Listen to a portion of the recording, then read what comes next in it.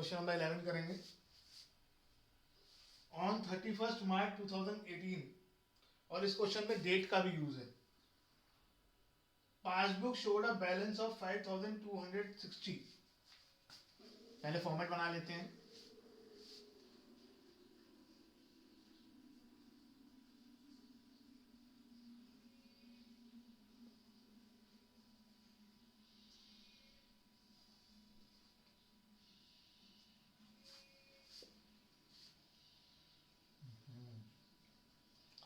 Statement as on 31 मार्च 2018,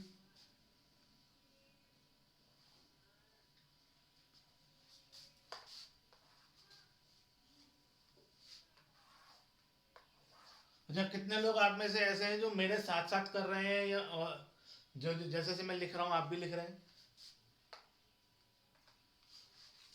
कुछ तो ऐसे होंगे जो सिर्फ देख रहे होंगे कि सर जब वीडियो भेजेंगे तब लिखेंगे। है कोई ऐसा? अच्छा दीपक कर रहा है साथ में।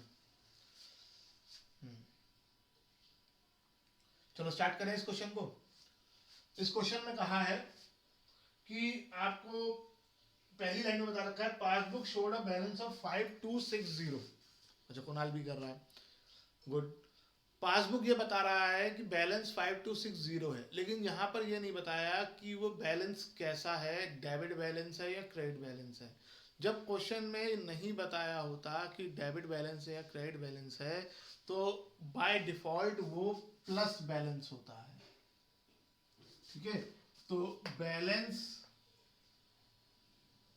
एज पर पासबुक, और क्योंकि प्लस में लिखना है तो यहाँ बैलेंस वर्ड आया। पिछले क्वेश्चन में हमने माइनस में लिखना था तो यहाँ पर ओवरड्राफ्ट वर्ड आया। कितना अमाउंट है? 5260। अब एक चीज और है जो बताने से रह गई। ये जो प्लस बैलेंस होता है इसके लिए एक वर्ड और यूज किया जाता है, फेवरेबल बैलेंस। फेवरेबल बैलेंस, क्योंकि ये हमारे फेवर में रहता है प्लस बैलेंस। और जो माइनस बैलेंस होगा वो क्या हो जाएगा? Unfavourable balance. अगर क्वेश्चन में अनफेवरेबल बैलेंस कहा है तो वो ओवरड्राफ्ट है, और फेवरेबल बैलेंस कहा है तो वो प्लस बैलेंस है। ठीक है, जनरली नहीं होता है लेकिन ये वर्ड यूज किए जाते हैं। फेवरेबल का मतलब प्लस बैलेंस, अनफेवरेबल का मतलब माइनस बैलेंस। अब देखो ये नेक्स्ट स्टेटमेंट पढ़ो, पहला पॉइंट। अब यहाँ पर ये ज्यादातर चेक इशूड और चेक डिपॉजिटेड के साथ आता है, जिसमें आपको दो अमाउंट्स दे रखी होती हैं, और यहाँ पे बच्चे बहुत कंफ्यूज होते हैं कि कौन सी अमाउंट यूज करें, कौन सी अमाउंट यूज ना करें। तो इसलिए स्टेटमेंट बहुत इंपॉर्टेंट हो जाती है। ऐसा नहीं है कि स्टेटमेंट आप कुछ भी लिख दें और अमाउंट लिख दें, खाली अमाउंट के मार्क्स नहीं मिलेंगे, और स्टेटमेंट बहुत जरूरी हो जाती है उस बात को समझने के लिए। अब पढ़ो ध्यान से। In March cheque were issued amounting to ₹10,400, out of which check of ₹8,600 were presented in March, but rest were not presented so far. अब दो अमाउंट दे रखी हैं और बताया है कि इतने चेक हमने इशू करे, इसमें से इतने प्रेजेंट हो गए और इतने प्रेजेंट नहीं हुए। हमें कौन से चेक चाहिए होते हैं, इसलिए स्टेटमेंट में शुरू से लिखवा रहा था cheques issued but not presented. वो चेक जो हमने इस डेट तक इशू कर दिए हैं लेकिन वो प्रेजेंट नहीं हुए हैं। अब क्वेश्चन ने कहा है हमने 10,400 के चेक इशू करे थे, और साथ में क्वेश्चन कह रहा है कि मार्च में ही 8,600 के चेक प्रेजेंट हो चुके हैं। तो जो प्रेजेंट हो चुके हैं मार्च में उनसे हमें कोई मतलब नहीं, हमें उन चेक से मतलब है जो प्रेजेंट नहीं हुए हैं। तो कितने के चेक हैं जो प्रेजेंट नहीं हुए हैं, कैसे निकालेंगे? इन दोनों अमाउंट्स को क्या कर देंगे? हाँ ठीक है, दो जनों का जवाब बिल्कुल सही आया, माइनस कर देंगे। माइनस कर दो, 1800 आएगा। तो यहां पर जो अमाउंट लिखी जाएगी वो 1800 लिखी जाएगी। अच्छा हमने ये तो डिसाइड ही नहीं किया कि इसमें से डेबिट कौन सा और क्रेडिट कौन सा है। ये पासबुक है, पासबुक जब प्लस होती है तो क्रेडिट होती है और माइनस होती है तो डेबिट होती है। तो ये क्रेडिट साइड है, ये डेबिट साइड है। ये शुरू में डिसाइड करना था, हमने किया नहीं। तो अब जो अमाउंट आएगी वो 1800 आएगी, जिधर भी आएगी। अब हम स्टेटमेंट पे आ जाते हैं। Check issued but not presented, कौन सी बुक पे इफेक्ट पड़ेगा और क्या पड़ेगा? चार जवाब हो सकते हैं आपके, चार में से। हाँ ठीक है, कैश बुक क्रेडिट हो जाएगी। तो अब हम कहाँ दिखा देंगे? हम डेबिट में दिखा देंगे, यानी यहां आ जाएगा 1800। Next, interest on investment collected by the bank. Interest on investment collected by bank, क्या इफेक्ट पड़ेगा कौन सी बुक पे और क्या?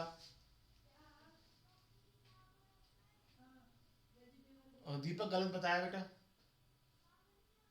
हाँ, पासबुक क्रेडिट, पासबुक क्रेडिट होगी, इसलिए अब हम कहाँ दिखाएंगे?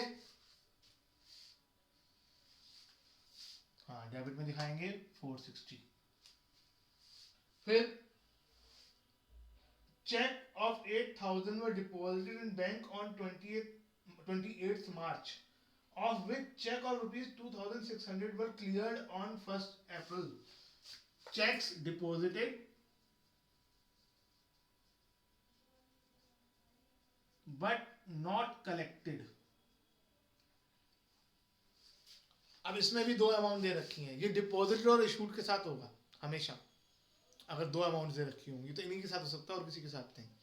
उसने कहा है कि हमने 28 मार्च को चेक डिपॉजिट करे थे 8000 के, और 1 अप्रैल को 2600 के चेक क्लियर हो गए हैं। तो हम कितनी अमाउंट इस्तेमाल करेंगे, अभी प्लस माइनस बाद में डिसाइड करते हैं कि इधर लिखें या इधर लिखें। पहले हम कितनी अमाउंट यूज करेंगे?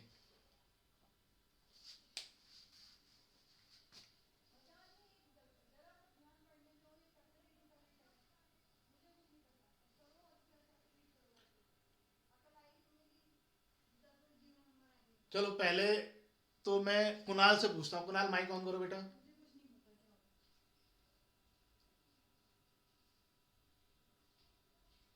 8000 क्यों क्यों? Yes sir.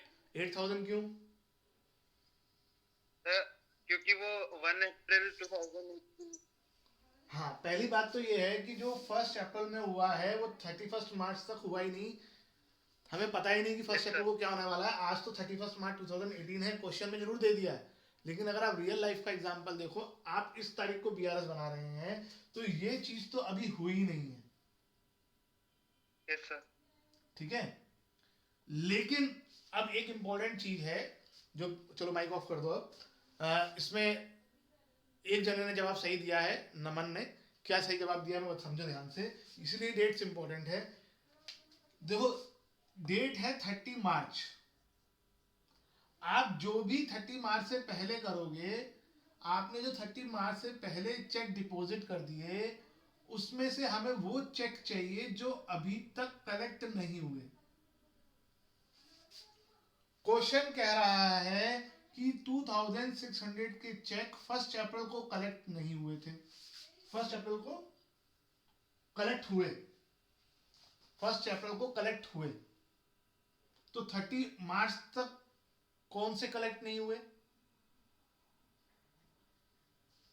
5400 वाले या 2600 वाले? देखो, इस तारीख से पहले कुछ चेक क्लियर हो गए होंगे और इस तारीख के बाद कुछ चेक क्लियर होंगे। क्लियर तो सबने होना है। तो हमें उन चेक से मतलब है जो डिपॉजिट तो हो गए लेकिन 31 मार्च तक क्लियर नहीं हुए, और ऐसे चेक हैं 2600 के। पहला पार्ट जो था ये चेक इशूड वाला, उसमें उल्टा दे रखा था। उसमें दे रखा था कि 10,400 के चेक थे और 8,600 के चेक मार्च में ही प्रेजेंट हो गए। तो उन्होंने ये बता दिया था कि मार्च में कौन से हो गए, इन्होंने ये बताया कि अप्रैल में कौन से हुए। तो जो अप्रैल में हुए वो मार्च में नहीं हुए। तो हमें यहाँ पर 2600 से मतलब है, ना 8000 से मतलब है, ना 5400 से मतलब है। जो 31 मार्च के बाद हुआ इसका मतलब वो 31 मार्च तक नहीं हुआ। हमें उस ट्रांजैक्शन से मतलब है जो 31 मार्च तक नहीं हुई, यानी जो 31 मार्च के बाद हुई हो तो 31 मार्च तक नहीं हुई होगी। तो इसलिए हमें अमाउंट जो लिखनी है यहाँ पर वो 2600 लिखनी है। क्लियर हुआ सबको कि 2600 क्यों? वैसे मैं इस क्वेश्चन के बाद एक बार इस पॉइंट को और डिस्कस करूंगा, ठीक है, दोनों इशूड को लेकर भी और डिपॉजिट को। पहले इस क्वेश्चन को खत्म कर लेते हैं। अब डिसाइड करते हैं कि प्लस में आएगा या माइनस में आएगा। अमाउंट तो डिसाइड कर ली, cheque deposited but not collected, तो इसकी वजह से कौन सी बुक पर? कैश बुक डेबिट हो जाएगी, इसलिए अब हम क्रेडिट में लिख देंगे 2600। Next, bank debited 700 towards payment of club fees. हमारी कोई क्लब की फीस है जिसके लिए बैंक ने डेबिट कर दिया, club fees debited by bank. अब इसमें तो कोई कंफ्यूजन ही नहीं है, इसमें तो डेबिट वर्ड लिखा हुआ है। जब डेबिट किया गया है तो हमें कहां लिखना है? क्रेडिट में लिखना है, कंफ्यूजन ही नहीं कोई। यहां डेबिट वर्ड आ गया तो यहां क्रेडिट में आना है, कहानी खत्म हो गई। Next, a bill receivable was discounted from the bank it dishonoured but no intimation. Intimation का मतलब बैंक से हमें कोई जानकारी नहीं है till 31st March. So bill receivable discounted is dishonored. ये मैंने इसके बारे में उस दिन ऑडियो भी भेजी थी आपको, और मैं एक बार फिर समझा देता हूँ, आप लोगों से नहीं पूछता हूँ। बिल रिसीवेबल डिस्काउंटेड जब डिसऑनर हो जाता है तो जितनी अमाउंट होती है बैंक हमारे अकाउंट में से निकाल लेता है, ठीक है। तो इसकी वजह से पासबुक, जैसे अभी दीपक ने लिखा भी, पासबुक डेबिट हो जाती है। पासबुक डेबिट हो गई है, अब हम कहाँ लिख देंगे? क्रेडिट में लिख देंगे। और अगर कोई क्वेश्चन में चार्जेस भी दे रखे हैं कि 10 रुपए और खर्च हुए, 20 रुपए और खर्च हुए, तो वो अमाउंट इसमें जुड़कर आ जाएगी, क्योंकि बैंक जो है वो अमाउंट भी हमारे अकाउंट में से निकाल लेता है। अब लास्ट पॉइंट,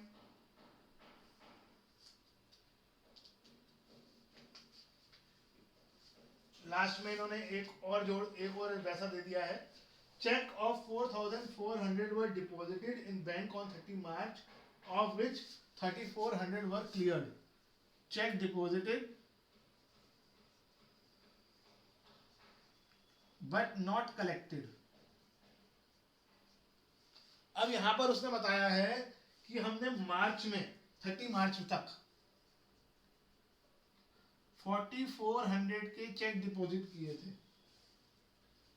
जिसमें से मार्च तक 3,400 के चेक क्लियर हो गए हैं, कलेक्ट हो गए हैं। हमें कौन से चाहिए? जो मार्च में कलेक्ट नहीं हुए, यानी 1000। और डिपॉजिट अगर एक बार प्लस में आए क्वेश्चन में, ये सेम स्टेटमेंट है, इन्होंने 2 बार दे दी। जनरली ऐसा होता नहीं है, तो मैं दोबारा दिमाग नहीं लगा रहा हूँ, वही सेम चीज है, बस अमाउंट निकालने की बात आ रही है, तो वो अमाउंट प्लस में आ जाएगी, ठीक है। फिर देखो टोटल किधर का ज्यादा है, प्लस का कि माइनस का? प्लस का ज्यादा है, तो यहां क्या लिखेंगे? बैलेंस या ओवरड्राफ्ट?